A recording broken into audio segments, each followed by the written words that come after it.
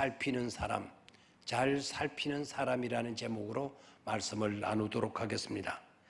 오늘 우리가 묵상하게 될 본문의 말씀은 마태복음 8장 24절, 25절 두 줄의 말씀입니다. 이 말씀을 함께 보도록 하겠습니다. 바다에 큰 놀이 일어나 배가 물결에 덮이게 되었으되 예수께서 주무시는지라 그 제자들이 나와 깨우며 이르되 주여 구원하소서 우리가 죽겠나이다. 제자들은 풍랑으로 인해 두려웠고 무서웠습니다. 죽는 줄로 알았기 때문입니다. 풍랑은 잘 살피고 있었는데 함께 하시고 계시는 주님은 살피지를 못했습니다. 잘 살피는 것이 대단히 중요합니다. 나중에 가서야 주님이 함께 하심을 깨닫고 주님을 깨웠습니다. 죽게 되었으니 살려달라고 예언합니다. 잠에서 깨신 주님은 바람과 제자들을 꾸짖습니다. 바람과 바다를 향해서는 잠잠하라 고요하라라고 꾸짖으시고 제자들을 향하여서는 어찌 이렇게 무서워하느냐 너희가 어찌 믿음이 없느냐라고 꾸짖었습니다. 우리는 중요한 행사나 어떤 중요한 약속이 있을 때는 달력을 잘 살펴보도록 해야 한다고 말을 합니다. 달력을 잘 살펴보라고. 달력은 잘 살펴 차질이 없도록 하는 도구입니다.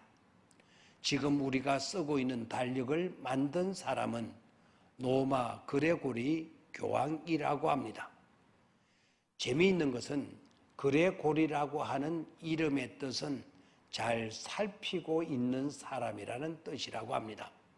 잘 살피고 있는 사람, 그레고리입니다.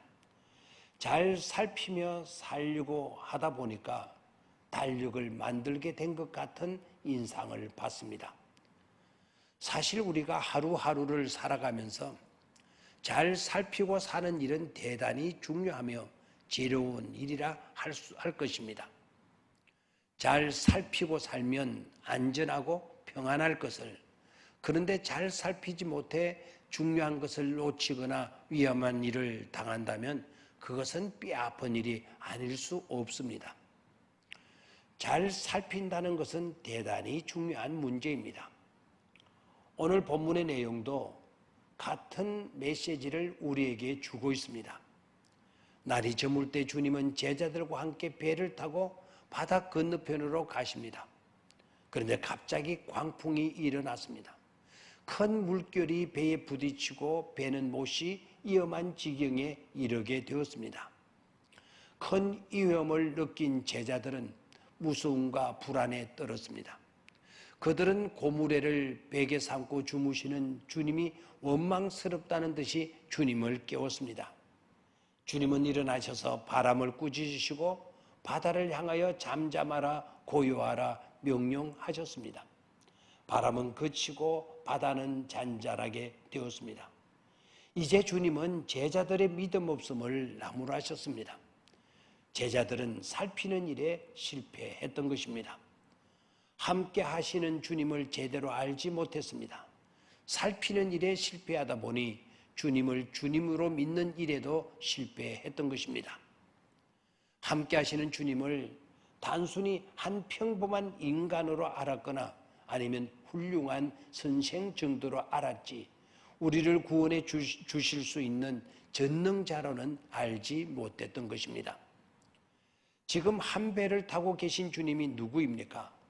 육신을 입으시고 이 땅에 오신 하나님, 전능자, 창조주, 주관자이십니다. 이런 주님을 살피지 못하고 자신들 앞에 놓인 문제들에만 사로잡혀 불안과 두려움에 떨고 있습니다. 만약 거기에 계시는 주님을 제대로 살폈다고 하면 오히려 그들은 그날 밤 신나고 멋진 항해를 하게 되었을 것입니다. 오늘 우리는 어떻습니까? 행복한 사람은 우리와 함께 여기 계시는 주님을 분명히 살펴 그의 전능을 알고 믿고 의지하며 사는 사람입니다. 나와 함께 하시는 하나님이 전능하신 분이시기에 내게 부족함이 없으리로다 고백하며 사는 사람입니다. 주님께서 함께 계심에도 불구하고 제대로 살피지 못하여 알지 못하거나 믿지 못하여 두려움으로 사는 사람은 불행한 사람입니다. 인생을 잘 살피며 사는 지혜로운 사람에게는 어떠한 것도 문제가 되지 않습니다. 바로 거기에 주님께서 계시기 때문입니다. 전능자이신 주님께서 바로 거기에 함께 계셔서 우리를 돌보아 주실 것이기 때문입니다. 그리고 인생이라는 항해에서 배를 우리가 조정해 가면 안 됩니다. 주님이 우리의 배를 조정하게 하셔야 합니다. 그러면 풍랑 일어도 안전합니다. 제자들과 함께 하시는 주님은 사랑과 말씀의 선장이십니다.